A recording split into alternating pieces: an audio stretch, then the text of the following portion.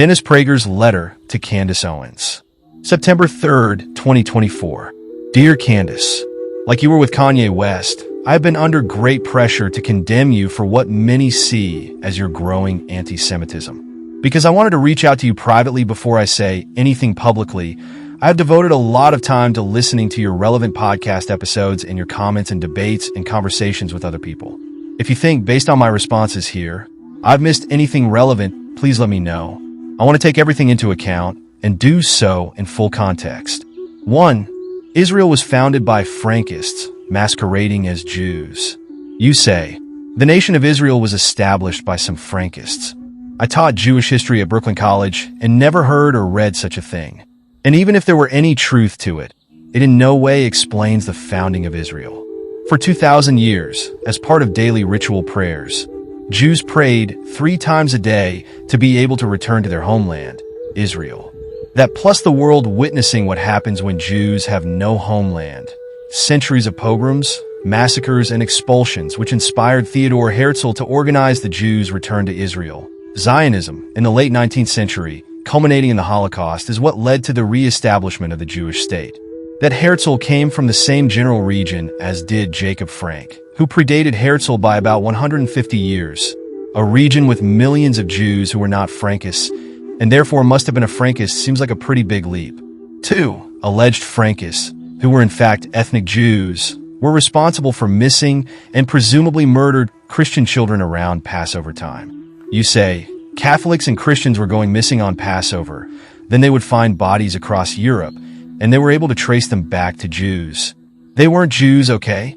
It was the Frankists, and just as Leo Frank killed Mary Fagan on Passover back in 1913 or 1914, it was done on Passover for a reason. The Frankist cult, which masquerades behind Jews, still participates in this shit to this day.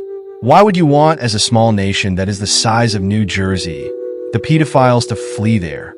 Therefore, Israel was founded to be a haven for pedophiles, who, furthermore, engage in slaughtering Christians as part of a satanic ritual. That is as close to the medieval libel of Jews, as butchers of Christian children to use their blood for baking Passover matzo, as I have heard in my lifetime. You mock the idea that this is another blood libel, but that is what it is. And given how many Jews were massacred, often tortured to death because of it, Jews have good reason to loathe it. You cite and deem as credible the 2 modern instances of the blood libel against Jews. Most people don't know. They think that the nation of Israel was established because of World War II. No, there was a lot going on leading up to that. Learn about the Damascus Affair of 1840. Learn about what happened to Esther Salamosi in Austria in 1880. There were Christians who kept on going missing on holidays, and the entire Christian world rose up and began publicizing, trying to point to what they believed to be a satanic cult. Of course, all of that's been erased. Most Christians don't know this. In 1840 in Damascus, Syrian Jews were charged with butchering Capuchin Friar Thomas, an Italian monk living in Damascus.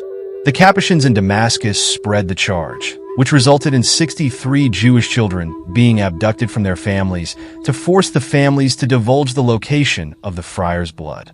And a Jewish barber named Solomon Negrin was arbitrarily arrested and tortured until a confession was extorted from him. Under torture, Negrin said that 7 Jews killed the monk in the house of David Harari. The 7 men were subsequently arrested and also tortured. 2 of them died under torture. The other blood libel you cite as credible took place in Austria-Hungary in 1882. Jews were accused of murdering and beheading a 14-year-old Catholic girl named Esther Salamosi. A girl's body was found on the bank of the Tisza River, but though the body was dressed in Esther's clothes, it was not Esther. And if it was, it proved the charges to be libelous. There was no injury to her neck. Nevertheless, members of the local Jewish community were accused of having killed Esther for ritual purposes, as it happened right before Passover. Jews, according to the centuries-old charge, used Christians' blood to bake matzo, the unleavened Passover bread.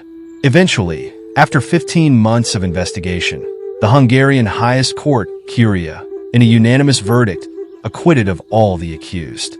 You repeat this libel of anti-Christian crimes committed by Jews in another podcast. There's a lot behind my refusal, my absolute refusal, to bend the knee to Israel, as many American politicians have done. There's too much I've learned about Israel's Jews' history, about what was done to Christians, which they're alleging now is blood libel.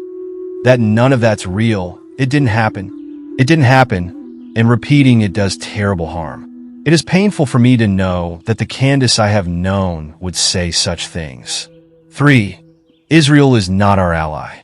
You say you are over the idea that Israel is our ally. If another person says that stupid statement, I'm going to personally punch you in the face. You then add that the punch in the face comment was a joke. But nothing else was meant as a joke. The joke conveyed your contempt for anyone who says such a thing. I am one of those, and I am hardly an outlier in this regard. American administrations, Democrat and Republican, since Harry Truman saw Israel as America's greatest ally in the Middle East and one of its greatest allies in the world. Only the Biden administration has begun to regard Israel differently. In every year for which I could find data, 2005 to 2021, Israel voted with America at the United Nations more often than any other country in the world. And no country has supplied the U.S. with more intelligence or as much arms innovation as has Israel. I'll cite an example from 1986. The New York Times quoted retired Air Force Intelligence Chief, General George F. Keegan, as praising Israeli assistance in discovering Soviet Air Force capabilities, new weapons, electronics, and jamming devices. I could not have procured the intelligence with 5 CIAs. The ability of the U.S. Air Force in particular, and the Army in general, to defend whatever position it has in NATO owes more to the Israeli intelligence input than it does to any other single source of intelligence, be it satellite reconnaissance, be it technology intercept, or what have you. The Iron Dome has become a critical part of the U.S. Army's defense system. It is produced in America, but its technology was invented in Israel. Bill Gates, whom I do not like, but who knows the tech industry, said in 2006 that the innovation going on in Israel is critical to the future of the technology business. Mike Huckabee, another conservative Christian who supports Israel. In your view, if I understand you correctly, foolishly and counter to Christian values, wrote in the conservative Washington Examiner. Modern Israel has given us the mobile phone, the drip irrigation system, the USB thumb drive, many of the most effective cancer-killing drugs in use, voicemail, video on demand, and cherry tomatoes. America's relationship with Israel is not merely organizational, it's organic. Israel is a mirror image of America in its commitment to religious liberty, education, women's rights, free speech, democratic governance, and free market capitalism. Women have equal access to education and workplace opportunities. While a Jewish state, Israel also protects all religious shrines and provides Christians, Muslims, and Jews universal access to all religious sites. How many churches or synagogues are equally protected by the Syrians or the Iranians? 4. The USS Liberty, American pedophiles in Israel, etc. You repeatedly mention Israel's real and alleged bad actions. Specifically, Israel's attack on the USS Liberty during the Six-Day War in 1967, the American pedophiles who have found refuge in Israel, and the recent charges of abuse of Palestinian prisoners. Terrible mistakes happen in every war. A few months ago, Israeli troops mistakenly killed 3 of their own hostages in Gaza, for example. And for a long time I thought the Israeli attack on the Liberty may have been one. But I am persuaded that the strike on the Liberty was probably deliberate. For reasons I do not understand, and wish I did, both the American and Israeli governments covered it up at the time and have never since explained why it happened. If everything said about the attack on the Liberty is true, that attack seems to me to have been criminal. Israel, in my view, has also been wrong in not extraditing any of the accused American Jewish pedophiles living in Israel. I should explain, however, why that is. It has nothing to do with pedophilia. Israel would not extradite any Jew to any country for any crime. The reason is history. Corrupt authorities often demanded that Jewish communities hand over innocent Jews on trumped-up charges. And if they did, those Jews would often be tortured into confessing some crime and then be executed. This history in no way justifies Israel not extraditing Jews to law-based countries like the United States. But history has effects. And as I said, it is not specific to pedophiles. Regarding the alleged abuse of some Palestinian prisoners, if true, it is criminal. It is important to note, however, that, like with the abuses committed by our soldiers at Abu Ghraib, it was Israeli whistleblowers who informed the world of the abuse.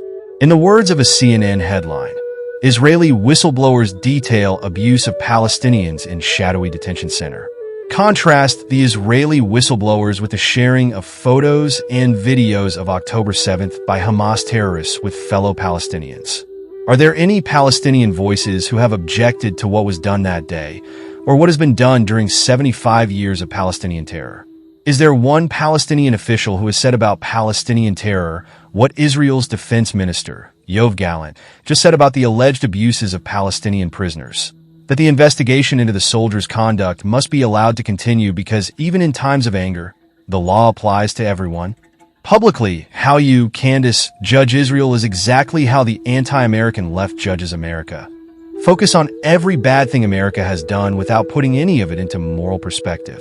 America has been an extraordinarily decent nation that has done many indecent things. So, too, Israel has been an extraordinarily decent nation that has done some indecent things.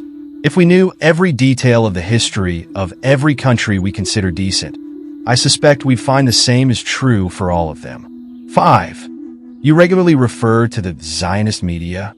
What does that term mean? Does it mean media that believe Israel has a right to exist as a Jewish country? That is, after all, what Zionist means nothing more and nothing less.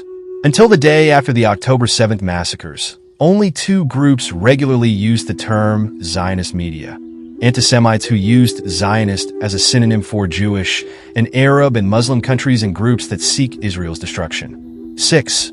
Israel has a stranglehold on dialogue in America. That is so obviously untrue as to qualify, I regret to say, as a lie. I'm not accusing you of lying, because I think you believe it.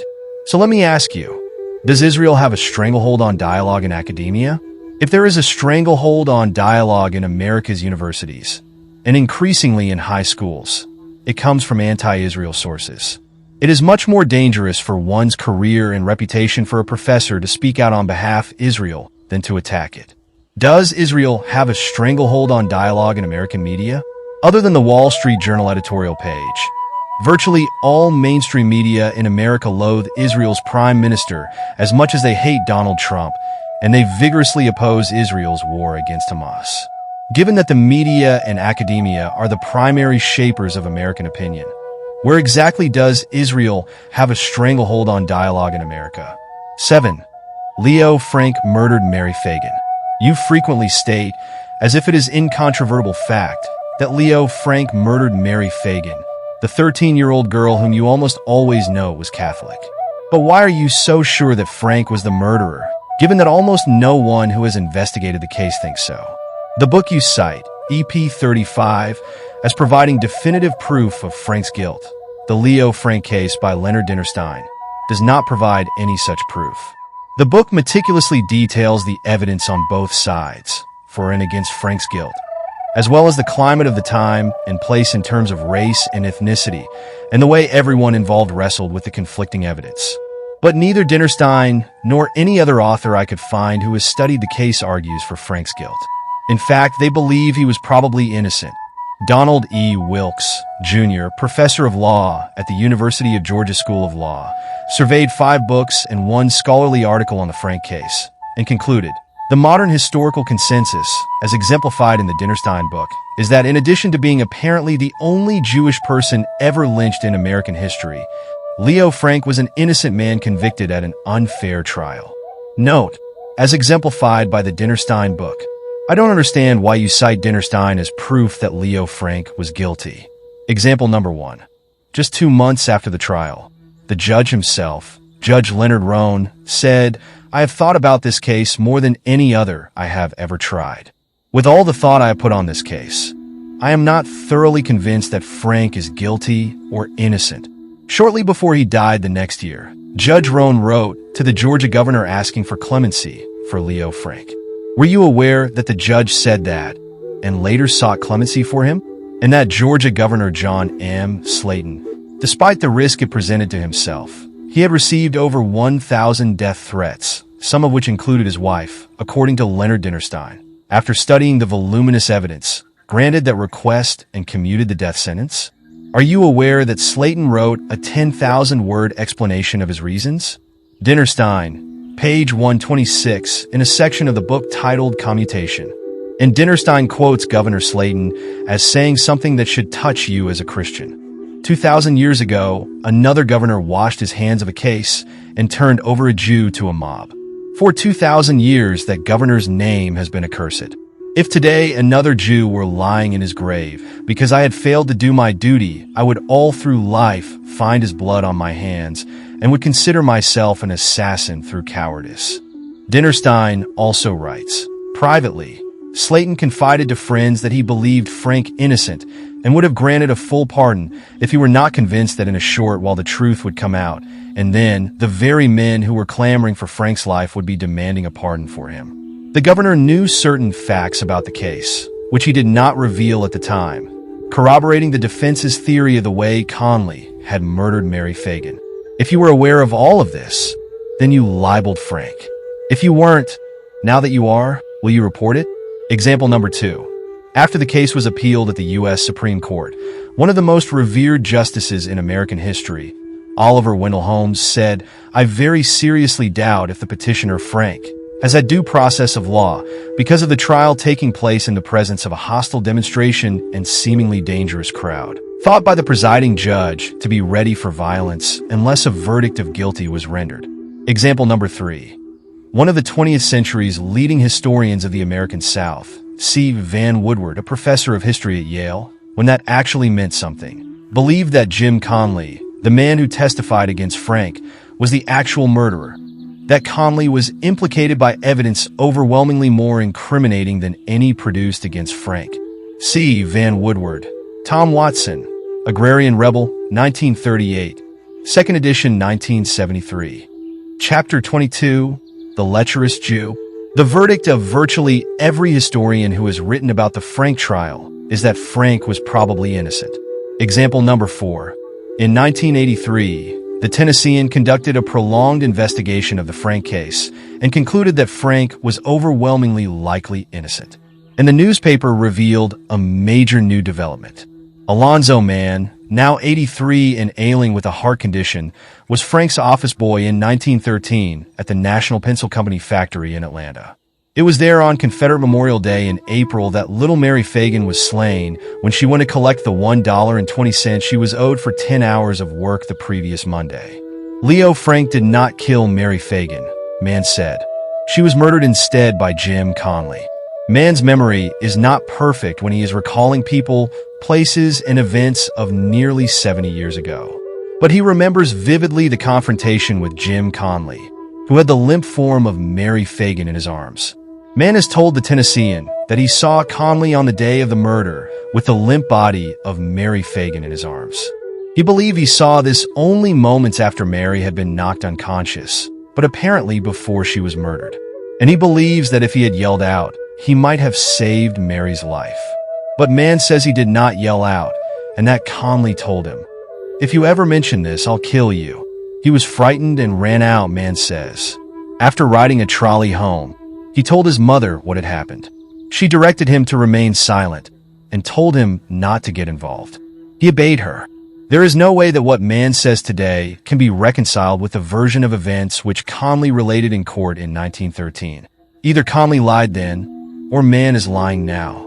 Because of the historical significance of what Mann is saying, the Tennessean asked him to submit to both a lie detector test and a psychological stress evaluation examination, procedures designed to determine if someone is lying. The tests were given by the Ball Investigative Agency here, and investigator Jeffrey S. Ball provided the newspaper with a formal statement saying Mann responded truthfully to every question he was asked. Many who have examined the case have suspected that it was Jim Conley who murdered Mary Fagan. At least 3 persons later were quoted as saying he confessed to them he was the killer. So, then, why was Frank convicted?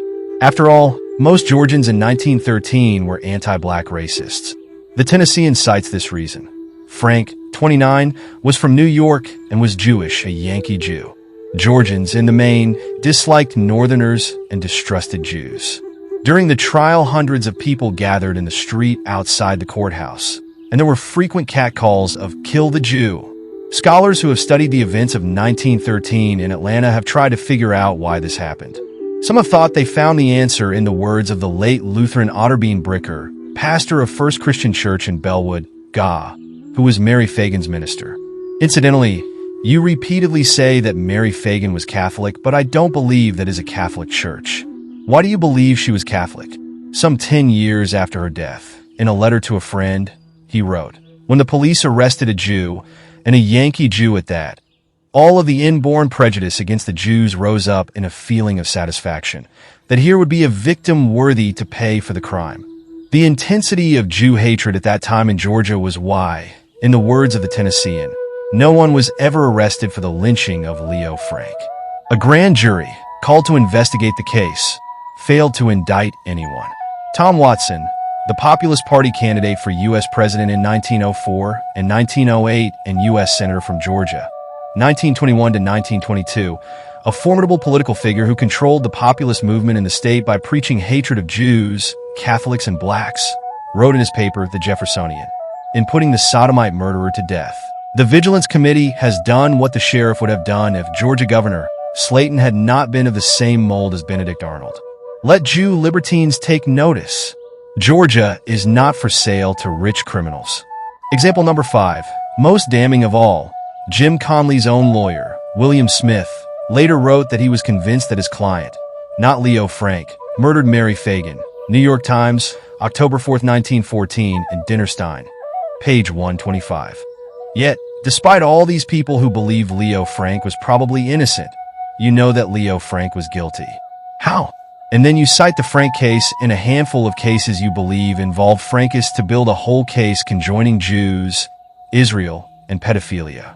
Andrew Tate also conjoined Israel and pedophilia on your show. That's quite a leap. One final note. You regularly refer to Leo Frank as a pedophile, sometimes as a Jewish pedophile, who raped Mary Fagan. Yet, Frank was never accused of raping Mary Fagan. So, on what do you base your repeated statement that she was raped? The Tennessean noted that there was no evidence indicating she had been raped. Question: given your frequently expressed desire to pursue truth and to be corrected, will you mention these 5 examples on your podcast? 8. The ADL was founded by protecting and defending a pedophile. It is true that the ADL was founded after Leo Frank, a Jew, was lynched in Georgia. I am no fan of the ADL, but just about every Jew in 1913 America, seeing the anti-Semitic mobs and seeing a Jew lynched, understood that a Jewish anti-defamation organization needed to be formed. You were certain that Leo Frank murdered the girl, and that he was therefore yet another Jewish pedophile, one in generations of Frankist pedophiles. You say, though I can find no evidence that Leo Frank was in any way involved in a cult that began in Europe more than a century before his birth in America, and the ADL was founded essentially to defend Jewish pedophiles.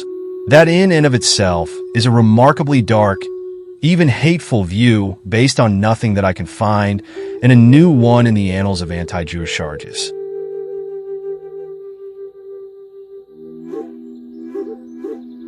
You know, the idea that they just cut a human up and then sewed them back together. Why would you do that? Literally. Even if you're the most evil person in the world, that's a tremendous waste of time and supplies. Just slice a person in half and sew them together. That just sounds like bizarre propaganda. Australians are upset on behalf of one of their citizens, a Jewish woman around the age of 100, who was one of those twins. And the reason is their view that you minimized what was done to people like her. The description you offered of the type of experimentation, just slice a person in half and sew them together, doesn't reflect any Nazi experiment I've ever read or heard about. It sounds like a cartoon version, but it's not far off from reality. You can find descriptions of what was done to people like that Australian woman on the Wikipedia Nazi human experimentation page. It sounds pretty close to what you mocked. From about September 1942 to about December 1943, experiments were conducted at the Ravensbrück concentration camp for the benefit of the German armed forces to study bone, muscle, and nerve regeneration and bone transplantation from one person to another. In these experiments, subjects had their bones, muscles and nerves removed without anesthesia. As a result of these operations, many victims suffered intense agony, mutilation, and permanent disability.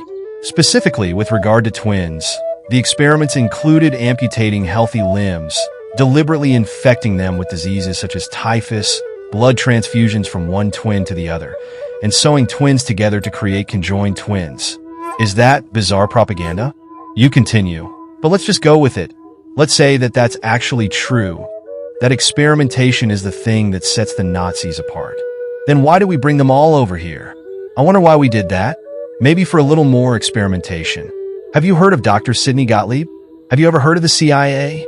If you think experimentation is unique to the Nazis, you need to wake up. A couple of things. First, if you read the Operation Paperclip Wikipedia page, you'll find that the scientists we brought over after the war were nearly all in various aspects of rocketry, aviation, geophysics, and chemical and biological warfare. Truman's primary motive in approving the operation was to keep these scientists out of the hands of Stalin and the Soviet Union, which is where they likely would have ended up if we had left them in Europe. Second, no one was brought over who was, to our knowledge, involved in Nazi experimentation on human beings. None of Mengel's doctors who conducted horrific medical experimentation on prisoners in the camps. Only one paperclip scientist was ever charged with committing a war crime, and he was returned to Germany for trial, where he was acquitted. Has America done similar bad things? As you're reading from the book, Chaos indicates the answer is yes. Would you say that puts morally America on par with Nazi Germany? We should know about and reckon with what we've done. It doesn't begin to compare in volume or systemization to what the Nazis did. While I'm on World War II, I just want to note my bafflement at another charge you made in that same episode. Number 17, citing the BBC documentary, The Savage Peace, which taught you say, that we, meaning the World War II allies, committed terrible atrocities and ethnic cleansing of German-speaking people after the war, resulting in the ethnic cleansing from the region of approximately 12 million Germans and the killing of 500,000 of them. Are you not aware that those acts were committed by the Soviets in the Eastern European zone they occupied? That the Americans, British, and other allies had no presence or power to determine what happened in the areas under Soviet occupation? It's this kind of conflation, using facts but making unwarranted leaps, that has upset so many people, myself included. Final thoughts. You may not consciously intend to engender hatred of Jews and Israel, but that doesn't really matter. The fact is that you are doing so. Whatever your motives, I cannot think of anyone in public life engendering as much suspicion of Jews, Zionism, and Israel as are you. All of my life, I have tried to teach people that motives rarely matter. Actions matter. Communists killed 100 million people and enslaved and ruined the lives of more than 1 billion. Yet, many communists and their supporters had good motives. It turns out that the amount of evil done by people with good motives is far greater than the amount of evil committed by people with evil motives. I suspect that few people wake up in the morning planning to do what they consider evil. So, I don't impugn your motives. I don't even judge them. But, to my shock, and that of every Jew and Christian in my life, our once adored Candace has done great harm to Jews, whether intentionally or not. Let me offer my own life and work as an example of the opposite. I have worked all of my life to bring Jews and Christians together. In particular, as a prominent Jew, trusted by many Jews, I have constantly defended Christians. For example, I have explained to Jews that America's Christians should never be lumped in with Europe's Christians. The terrible treatment of Jews in Europe has nothing to do with America's Christians. In addition, I have not talked about the Catholic Church's pedophilia scandals, nor have I blamed Pope Pius XII for not publicly speaking out against the Nazi genocide against the Jews of Europe. I wanted my millions of non-Catholic listeners to concentrate on all the good Catholics they know in their lives. I devoted hours to attacking the Los Angeles Dodgers for honoring, not merely allowing them to perform, but honoring, nuns in drag, known as the Sisters of Perpetual Indulgence, in Dodger Stadium before a game. I have had Bill Donahue, the longtime president of the Catholic League for Religious and Civil Rights, the premier American defender of Catholics and Catholicism, on my radio show many times. We became so close, he asked me to write a blurb for one of his books. On the Catholic League's website, he wrote, and it is still there, I have known Dennis Prager for decades. He is not only a friend, he is one of the most brilliant, logical thinkers of our time. Proud of his heritage, he is not at all ethnocentric. In fact, he wants to reach a wide audience, sharing with Catholics, for example, many of the same values. It would be more accurate to say values that practicing Catholics share with observant Jews. I have probably talked about the massacres of black Christians in West Africa more than any non-Christian talk show host in America, and probably more than many Christian talk show hosts. In sum, over the past 40 years, I might well have been the greatest non-Christian defender of Christians and Christianity in America. I also believe that I have probably brought more American non-Jews back to church than any living Christian. You could have done something similar for the Jews in Israel. And for Jewish Catholic/Christian relations, you have chosen to do the opposite. For example, on August 17th, you tweeted, "Today marks 109 years since a 13-year-old Catholic little girl named Mary Fagan was ruthlessly raped and murdered by a wealthy, power pedophile named Leo Frank, president of the local B'nai B'rith chapter. Christians, let's make her story viral." Now, why exactly did you mention that Frank was president of the local B'nai B'rith chapter?